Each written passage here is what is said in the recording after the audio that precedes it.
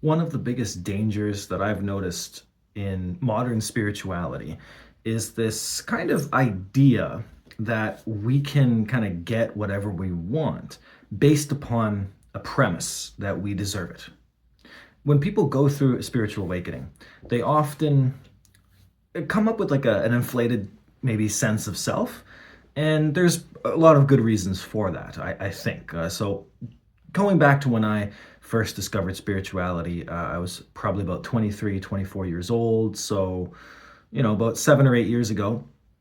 And one of the first things that kind of happened was this idea like, oh, finally, things make sense. I belong here, right? There's a purpose to my life. There's meaning, right? I had persisted so long, got into these deep, dark pits of depression and despair and agony and pain and suffering and guilt and shame and other such synonyms, and got to a point of this kind of enlightenment, so to speak, where everything at that point anyway, it just kind of clicked, right?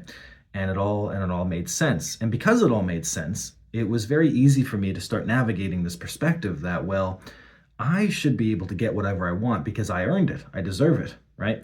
And spirituality and modern spirituality and this idea of spiritual awakening is often taught in such a way that people are starting to read information and assume that because they're spiritually awakened, because they're spiritual, because they have these beliefs, therefore everything they've ever wanted should just be theirs. And when it doesn't happen, people get really upset because they have these expectations for their own spiritual awakening. And the house, the person, the money, the feelings that we have, the negative stuff, we want it all to just disappear. And a lot of spirituality is based on this premise of getting what we deserve. There's this inflated sense of self, right? It's not even necessarily about the ego, about like this, maybe like trying to be better than anybody else, right? There is some arrogance in spirituality, obviously.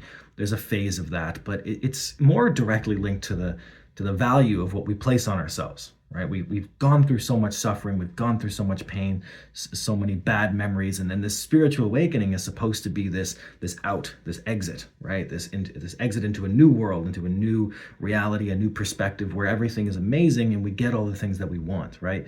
We find that soulmate.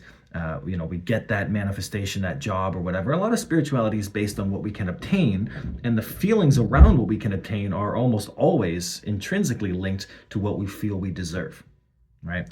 And that's kind of a tough word, deserving. To deserve something, what does it even mean? Good things happen to bad people, bad things happen to good people. I don't necessarily know if we can just blankly say that we deserve something, because what I've noticed in my own life is it's not so much about what we deserve. And spirituality is not so much about what you can just blindly obtain or what you can receive and what you can get. It's more about what you can do. Can you do it? Is actually more, I would say, truthful, more honest than, well, do I deserve it? Right? And so, in other words, rather than saying, I deserve a new job, I deserve to find this, I deserve to get that because of the pain and suffering that I went through. The spiritual awakening, I was promised something. I was promised enlightenment, I was promised answers, clarity, truth, reckoning, that kind of stuff. I deserve it, I was promised it. But it's not so much about that. It's more about, can you get it? Right? And when you ask a question like that, it really implies more of a self-worth, an ability, a belief in self, right? Can you actually achieve the things that you want to do, right? Can you put aside your guilt, your shame, your suffering, your pain, your ego, all that stuff? And can you just do it? Do you have the ability? Can you believe in yourself? And that's more or less what spirituality really comes down to. It's taught in a way that it's all about manifestation and getting everything that you want and achieving things and deserving things. But it seems to me that as I've gone through this and lived my life, it's really more about how you believe in things and what you can, what kind of feelings you have about yourself and what you can do with them, right? Spirituality is not about getting a mansion and being some spiritual guru and having all these answers and stuff. It's more about knowing who you are. And part of knowing who you are is understanding yourself, right? And to understand yourself, you have to know where your limitations are, right? So a lot of people are very, very good at believing in them and their abilities to do one thing, right? For example, I have no shortage of creative talent. I can write, I can do fiction, nonfiction, poetry. I can do these YouTube channels. I can talk to people. I'm a tour guide. I have the ability to communicate. I have an ability to kind of ascertain people's personalities and energies in a very quick, easy to understand way. I have an ability to talk to many different kinds of people, regardless of their background, sexuality, religion, skin color, culture. I have an ability to connect with people, right? Not everybody has that. Uh, but there are other things in which I have no belief or confidence about, right? So there's areas of my life that I struggle because there's some self-worth issues, right? So for me, earning money consistently is a harder thing to reconcile, because a lot of the time I just think, oh, I can't do it, I can't do it, I can't do it. Because when I grew up, there was a lot of that energy around like, you can't do it. My parents would say to me, you can't do it, right? So I didn't have people that believed in me growing up. So therefore, as I became an adult, my sense of confidence and self-esteem and self-worth was going to be tied more to the things that naturally came easy to me versus the things that were just a little bit harder, right? And that's kind of the thing, because we can, let's use the word manifest. We can often manifest things that we don't think about very easily. Small example. The other day, I was looking for a pair of gloves that I own, and I couldn't find them. And I thought, God damn, I just had these gloves. It's pretty cold outside. I'd like to use the gloves, but I couldn't find them. So whatever. I gave up looking for them. Right. I don't know where they are. Whatever. And 2 minutes later, I found them. Right. It's just somewhere else. Doesn't matter where. I found them 2 minutes later. An easy thing to kind of, I want this. Couldn't find it. Let it go. There it is. All within the space of 2 or 3 minutes. Right. Easy. Completely. Easy to understand, normal kind of thing. But if we're trying to, find a job, right, or a bunch of money, it becomes hard. It becomes harder because our mind puts it into a situation that's harder, right? It makes it harder. And yeah, it's true that there's more steps, there's different steps, right? But the idea, the energy of it all is really kind of the same thing. But it comes down to what we believe. You believe that you can find a pair of gloves. You believe that you can let go of something and it comes back to you. There's certain things that we believe depending on the person, and it comes easy to us, hard for others, vice versa, right? And the bigger the thing is, the harder that we have, that we can't sort of see it, right? It's too much. It's too much. So depending on who you are, depending on what your self-worth is, depending on where you tie it to, you're going to struggle with these things. And what makes it worse, in my experience, is just assuming that you deserve to have all the best things just because you happen to be spiritual.